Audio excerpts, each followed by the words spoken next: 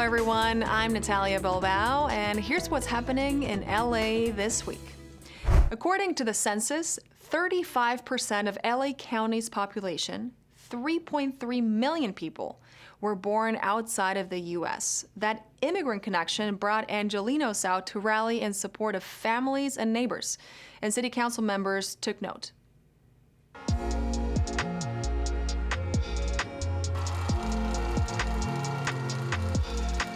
What I would like Angelenos to know that are protesting outside of City Hall is, one, this is a different city council makeup.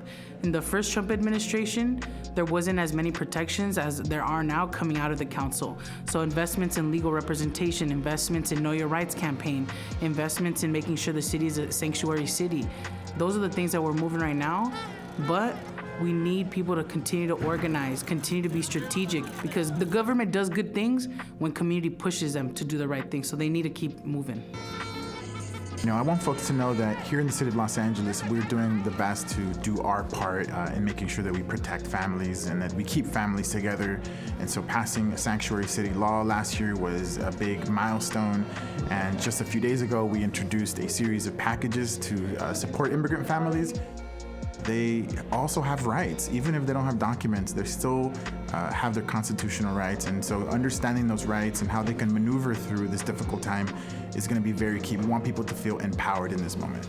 Well, I have noticed that a lot of our protesters are young, and I want them to know that we are watching, we are listening, we are reading their signs, and we appreciate the momentum and the energy, and I want them to keep it up. But I also want them to know that they have to operate in a way that doesn't attract their haters or perpetuate the stereotypes. So please do so productively, safely, and better things will come. I'm glad that they're being vigilant. It's important for them to also know how to address and meet this time. Put your energy towards organizing. One day you might become an elected official or a government leader or a leader in the private or nonprofit sector helping address these very issues and inequities. So harness the power and that energy and make something good of it. I'm the daughter of Mexican immigrants. I can attest to the most incredible work ethic that was given to me by the example of my parents and my grandparents. I think our immigrant communities are what keep our economy strong here in this country. I think it's what's the talent that we have, that we celebrate. And for me, I'm going to continue to uplift by my example and the example of so many people that are on my staff or in our community that continue to represent the very best of the immigrant populations that make this country thrive. Mi mensaje para la comunidad migrante es de que en el Concilio de Los Ángeles existen personas que son hijos de inmigrantes, que conocemos la historia, conocemos el impacto de cómo se siente cuando familias son quebradas por el sistema de ICE y que vamos a hacer todo nuestro poder para proteger a nuestras comunidades, pero vamos a necesitar que también nuestra gente se empodere y conozcan sus derechos, porque vimos en otras ciudades de santuario que cuando gente conoce sus derechos, ICE está teniendo un tiempo difícil agarrando a la gente o rompiendo esas familias. So, por favor, aquí estamos con ustedes, pero también aprendan sus derechos. Tenemos un mensaje muy claro para toda la comunidad inmigrante, que Los Ángeles es para todos. No importa si vienen de El Salvador, Corea, Armenia, México o Venezuela, nosotros estamos aquí para proteger a todas las familias.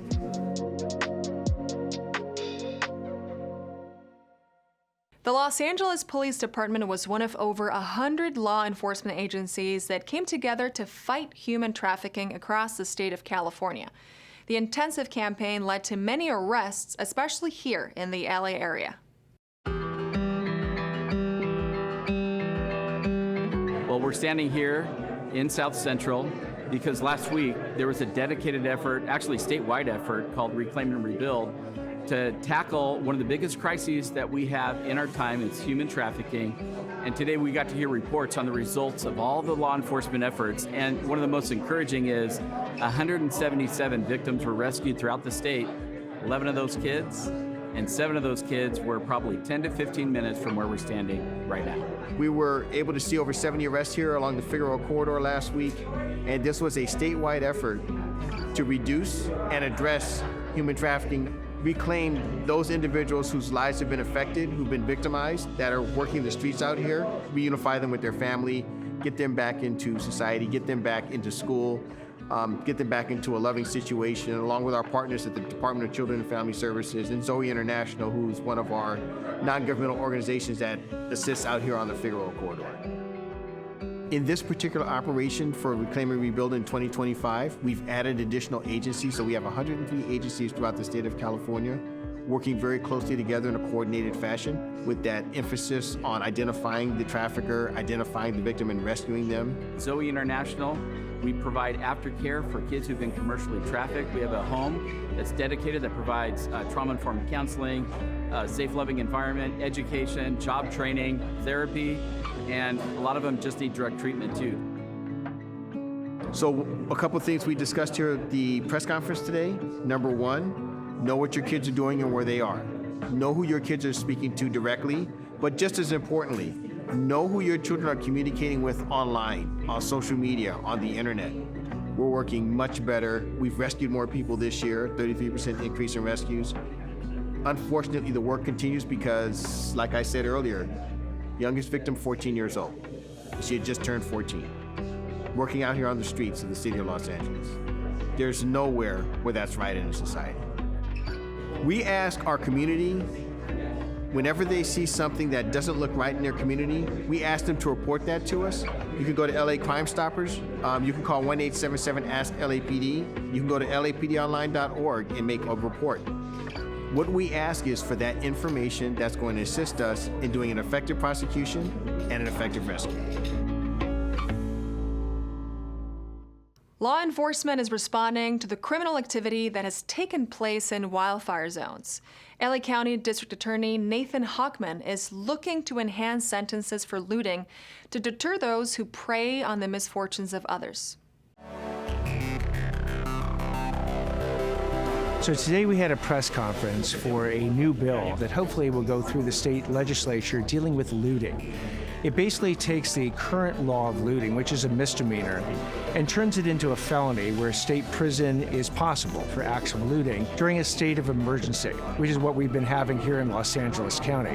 Today we talked about really holding looters in these emergency areas accountable. So many of us were watching TV, watching the angst that the community had when they had to evacuate their homes. And then we watched looters come in, taking advantage and re-victimizing people who either lost their homes or left their homes. And we thought it was very important to deal with this as quickly as possible. The current looting statute doesn't have enough teeth. We've had to use first-degree residential burglary against people who have entered houses during this wildfire crisis. And it exposed the fact that there were loopholes in the looting statute. Both it didn't have a state prison part, which is a great deterrent for people committing these crimes of looting. It didn't deal, for instance, with impersonating a firefighter. Impersonating a firefighter is a misdemeanor. This will also make it a felony and state prison eligible. So this bipartisan effort will strengthen the looting statute and hopefully serve as that deterrence for future looters not to commit this crime. And if it passes, we'll send an unmistakably clear warning to looters and people thinking about impersonating a first responder that if you do that during a state of emergency and take advantage of people in their lowest moments, that you will get punished to the maximum now extent of the law. This is about holding people accountable. This is about making sure that people are not re-victimized by having somebody go through their home or having somebody sift through the ashes of what is left from their home when they have nothing left.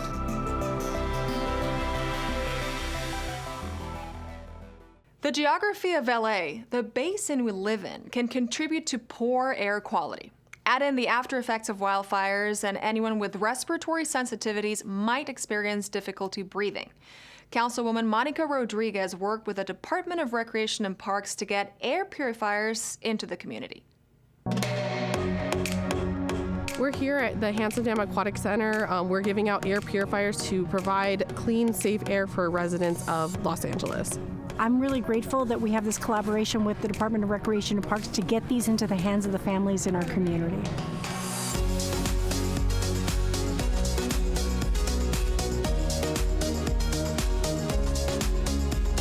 So this is the first of a few events we will be hosting to give out air purifiers. As soon as we have those items available, we will be putting that out on our social media. So for more information, follow us on LA City Parks So as soon as we have that information, we'll be posting it up so that way more people can get the air purifiers.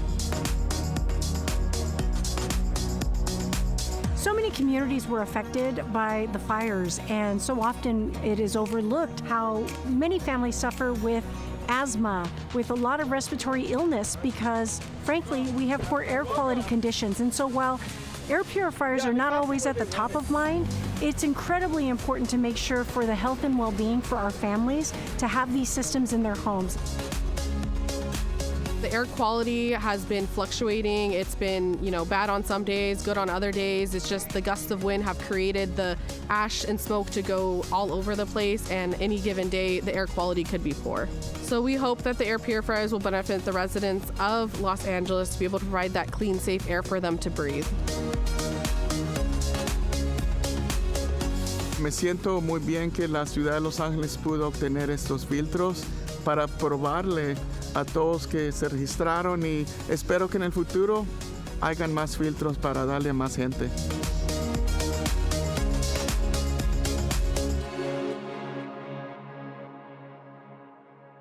Harbor community nonprofits can get grant funding from the port. Mayor Bass's latest emergency order aims to help schools and students, and the City of LA and LA County have joint funds for fire victims. These stories up next on CityBeat.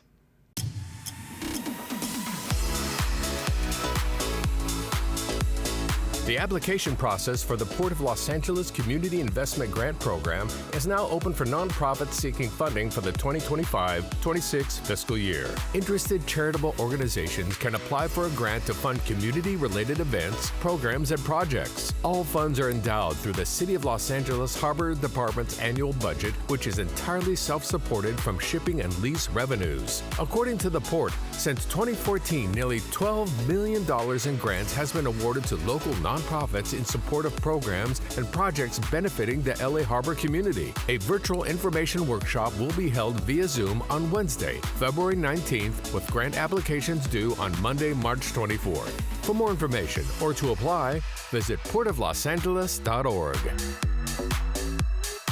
Following the LA wildfires, Mayor Karen Bass has issued a fourth emergency executive order which will expedite the reopening of schools and child care facilities. The order increases enrollment caps, allowing displaced children to transfer to facilities unaffected by the fires for 3 to 5 years. Under the order, damaged or destroyed schools and child care facilities will receive a 180-day permit allowing them to relocate and operate anywhere in the city. Facilities that move to a new location and wish to operate beyond 180 days will receive an accelerated review process. According to Mayor Bass, this emergency executive order will keep families and their communities together and lessen disruption to children's lives. For more information, visit mayor.lacity.gov/press.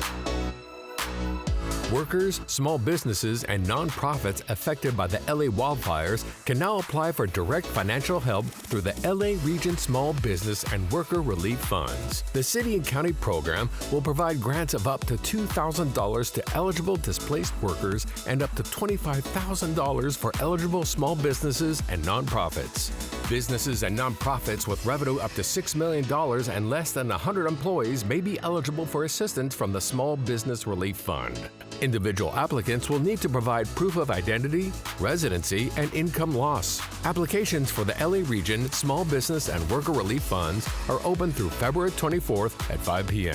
For more information, visit laregionfund.lacounty.gov.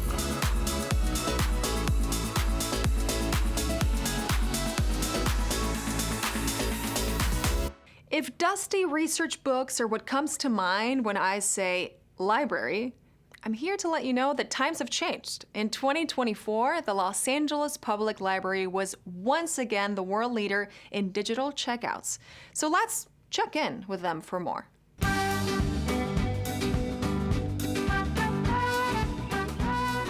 We're very excited that LAPL is, for the third year running, the #1 top digital circulating library in the world. That just really illustrates to us that we're providing a service that our patrons really love. You know, we really love to meet people where they are and provide the services that they need. Libby is an app that provides access to the library's collection of digital ebooks, audiobooks, and magazines. We have over 170,000 unique users on our Libby platform every month. So it's just like the library's print collection. With Libby, you can access all of this content completely free of charge with your library card. Just to give you a sense of the volume of services we provided in 2024, our patrons checked out 7 million ebooks, 6 million audiobooks, and 1.5 million digital magazines. In addition to Libby, we have Hoopla, which also provides ebook and audiobook content, but also has streaming video and music. We have a very popular streaming video app called Canopy, and their strength is really independent art house and world cinema titles. Something else we offer that the public may not be aware of is we provide access to many online learning platforms. So with your library card, you can get free access to LinkedIn Learning or Udemy to brush up on your professional skills. You can learn a new language with our Mango app, and we also provide free one-on-one online tutoring for students with tutor.com. We encourage all Angelinos to come visit us in person or online at lapl.org to take advantage of all we have to offer. Los Angeles is truly a city of readers.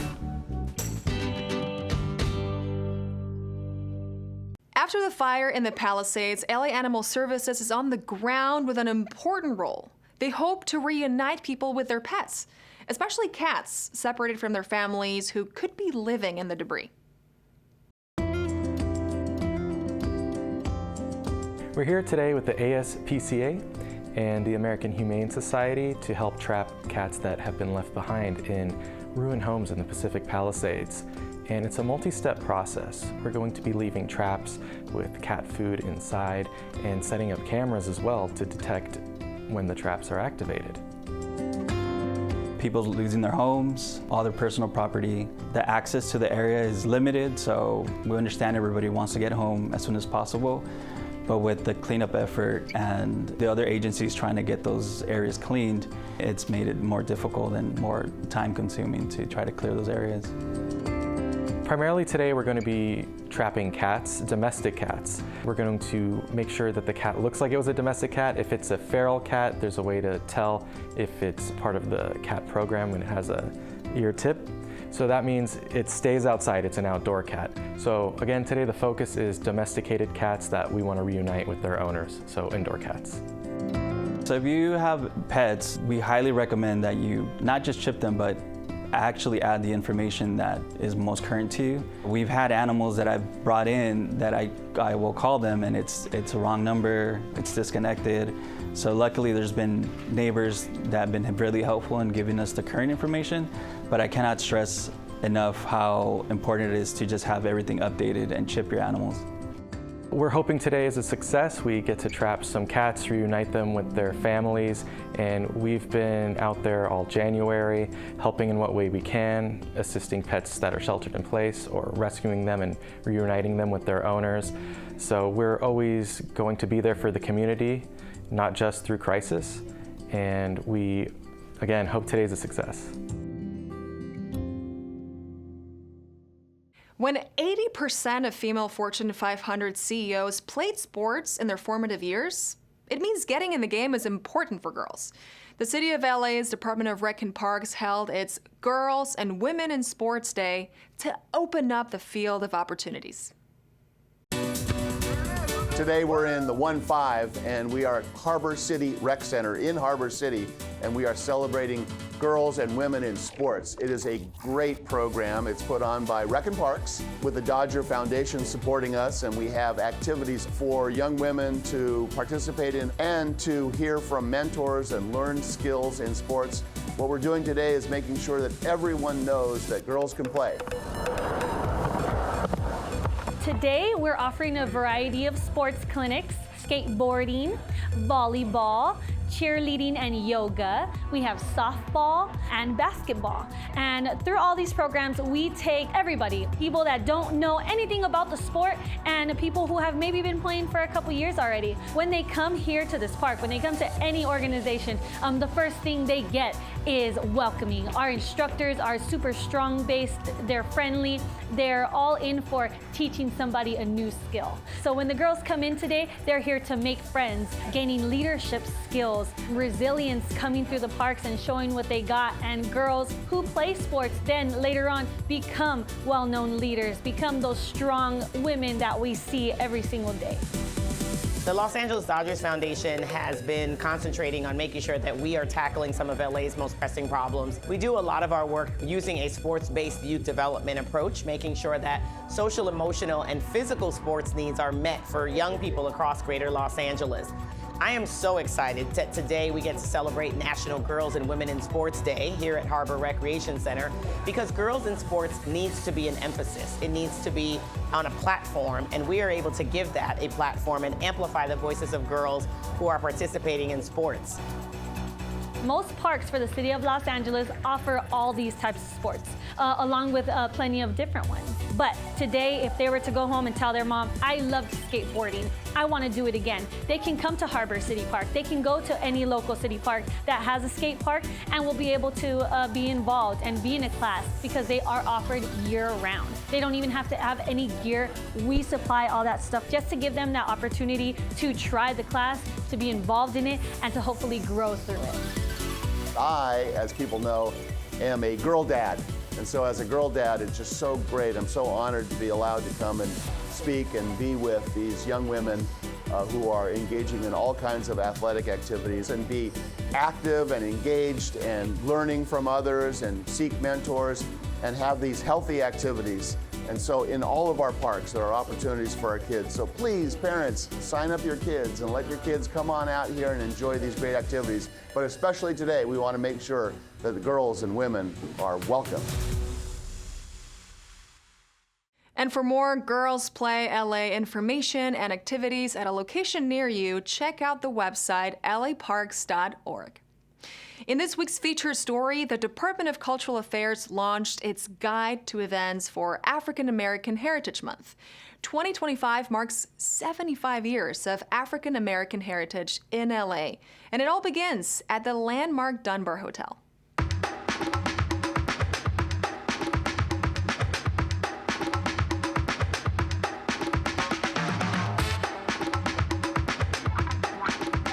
For the City of Los Angeles Department of Cultural Affairs, it is so important for us to be able to highlight our city's communities. Right now, we are in central Los Angeles, standing in the Dunbar Hotel. This month, we are celebrating our African American community as part of the African American Heritage Month. African American Heritage Month means the opportunity to really celebrate the rich cultural diversity of our community. It's certainly a way to acknowledge the special achievements of individuals, but also of organizations and places. One of our main contributions is to produce this beautiful African American Heritage Month calendar and cultural guide that highlights events happening all across the city celebrating African American Heritage Month. In addition, it highlights artists, both literary and visual.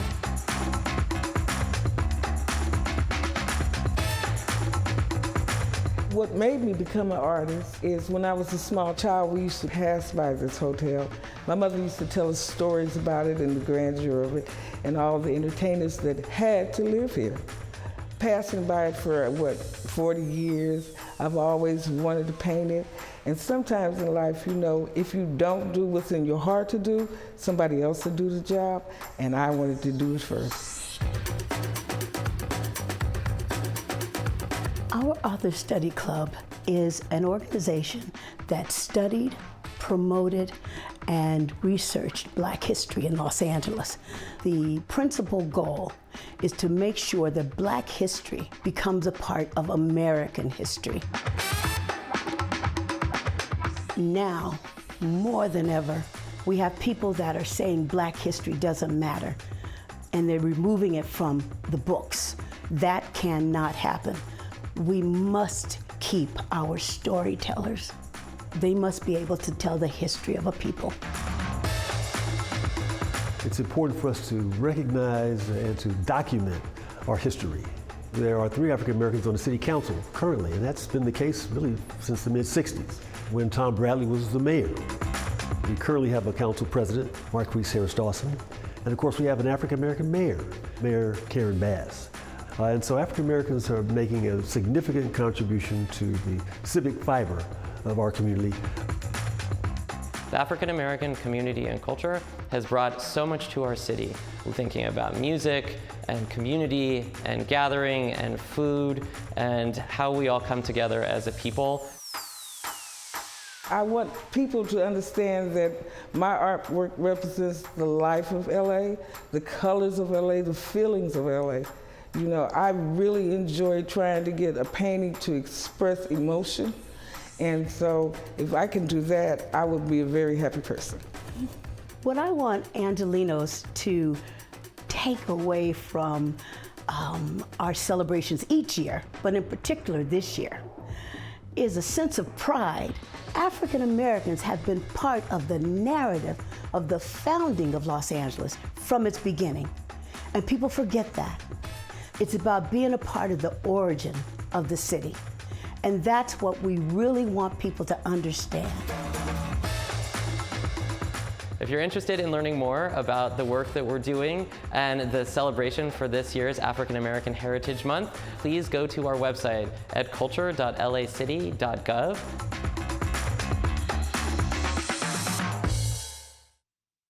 In this week's Things to Do, dive into a Black History Month celebration, celebrate the last Aztec emperor, and learn more about the Cherokee Nation. All this up next on Things to Do.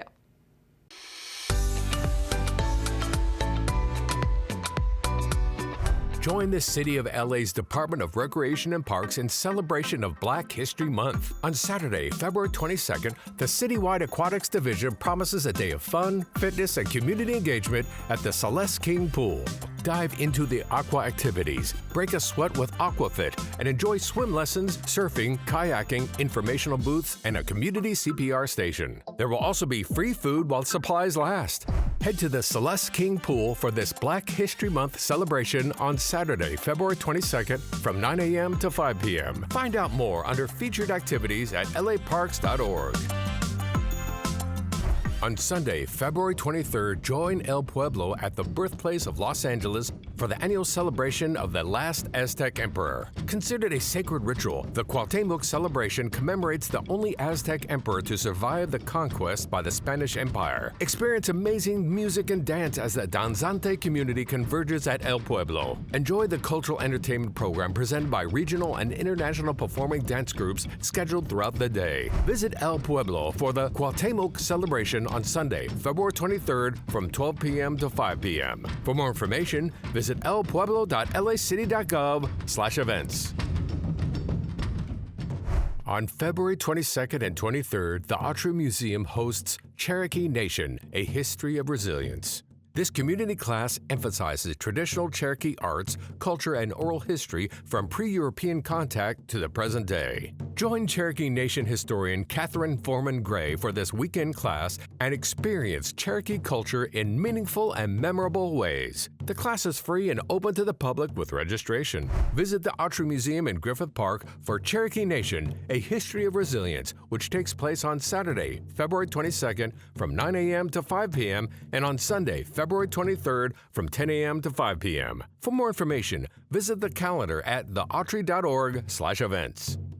And that's a look at some things to do.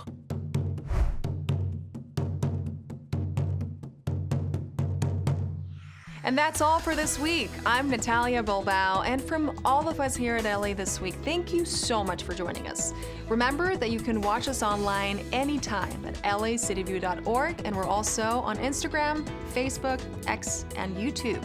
See you next time for more LA This Week.